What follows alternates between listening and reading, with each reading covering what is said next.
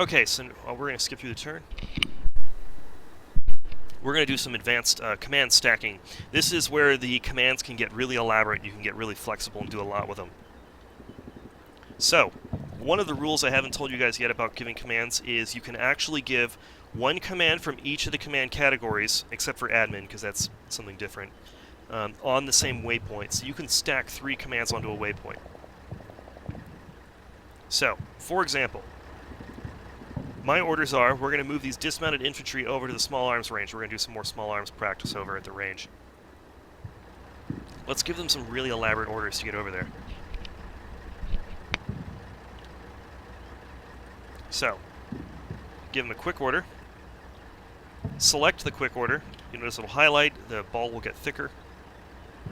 Then we're going to go to this special command menu, F7 hotkey. There's a variety of commands available here. We're going to use pause. You notice that pause lights up, or comes up above the waypoint. What's going to happen is they're going to reach the waypoint, and then they're going to pause for 10 seconds before they do anything else. So let's give them more waypoints. So we're going to unselect this waypoint by left-clicking somewhere, like that. We're going to go to the Movement Command tab.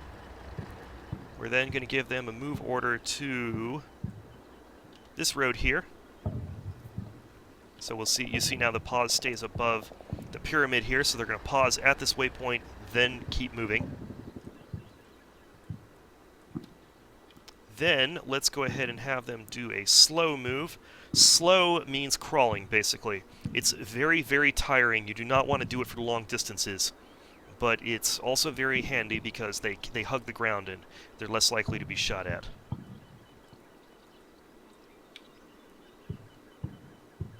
Okay, then when we get to this place, we're going to do another pause, 10 seconds. Then we're going to go to the command tab. We're going to do target arc. There. So now we've got 3 commands stacked on this waypoint here. There's a slow move to it, they pause for 10 seconds, and they adopt a target arc. And I could do this each step of the way. So right here, for example, I could do pause, another target arc right there. They'll obey this target arc until they get to this waypoint here, and then they'll adopt this one.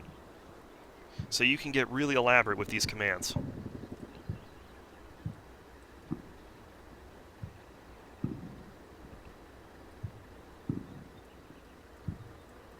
Alright, a couple other commands while we're at it.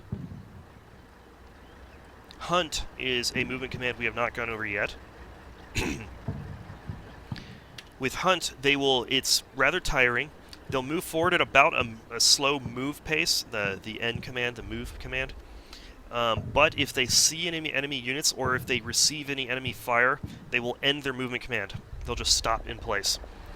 Very useful if you don't want a unit to overextend itself and get itself into trouble. And we'll just move the rest of these guys here. We're going to move these guys up to these bushes here, and then we're going to give them another movement command. This one is Assault. Right down here. Hotkey for it is L. We're going to give them Assault up to small arms range.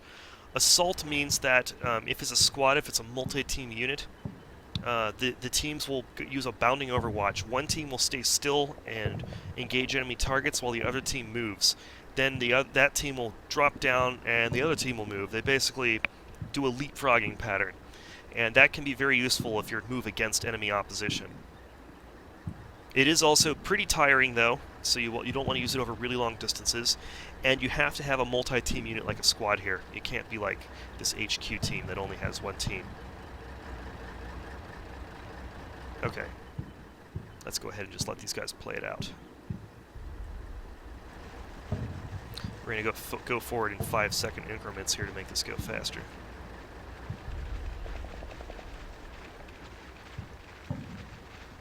Someone asks about formations for infantry units. I think it's planned, but it's pretty far down on the list because it's actually a lot more complicated than you might think for a game like this.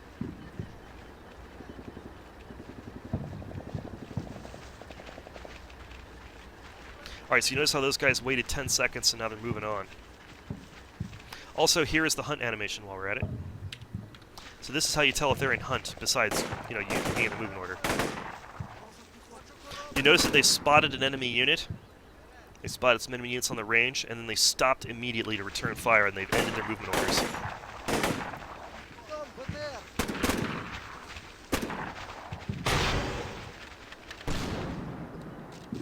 Ooh, that was a cool shot. Let's see that again.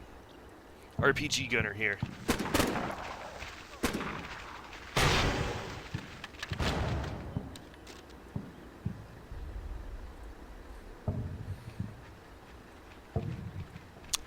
Cool Dude asks, is the AK, is it updated? Yes, the AK has a new sound. Alright, so here's the assaulting unit. You notice that these guys are holding back here, like that RPG gunner that just fired a shot, while one team's moving forward.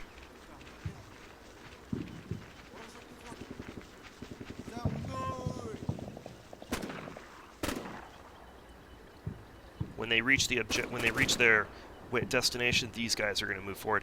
And if you want to adjust the distances at which they do their bounding, you know, when one team stops and the other starts moving forward, you just issue them multiple waypoints that are shorter. At each waypoint, they'll stop and do the bounding thing.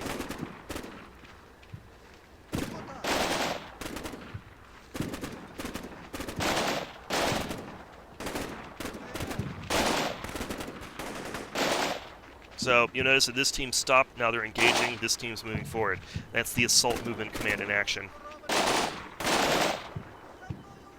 Alright, so then we've got these guys over here. You notice that they're obeying that target arc this direction while they're doing their slow move.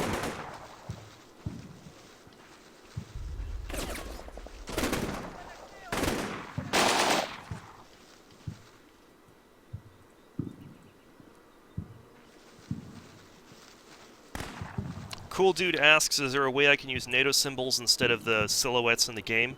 There is no support for that in the game, but I know for a fact that beta testers already made a NATO mod, and that will be released alongside the game. And all you have to do is download that and drop it into the mods folder, and boom, your symbols are now NATO symbols. It'll take you about 2 minutes to do, if that.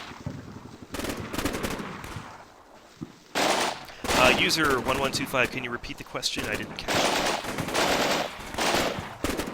Alright, so you notice that these guys are reaching. You notice they're obeying that target arc. They're not shooting anything because they're only told to be shooting at stuff over there.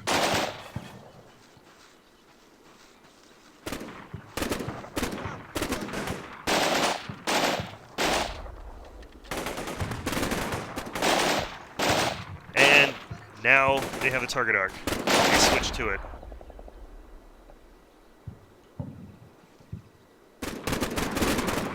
So there you go. That's an example of stacking commands in action.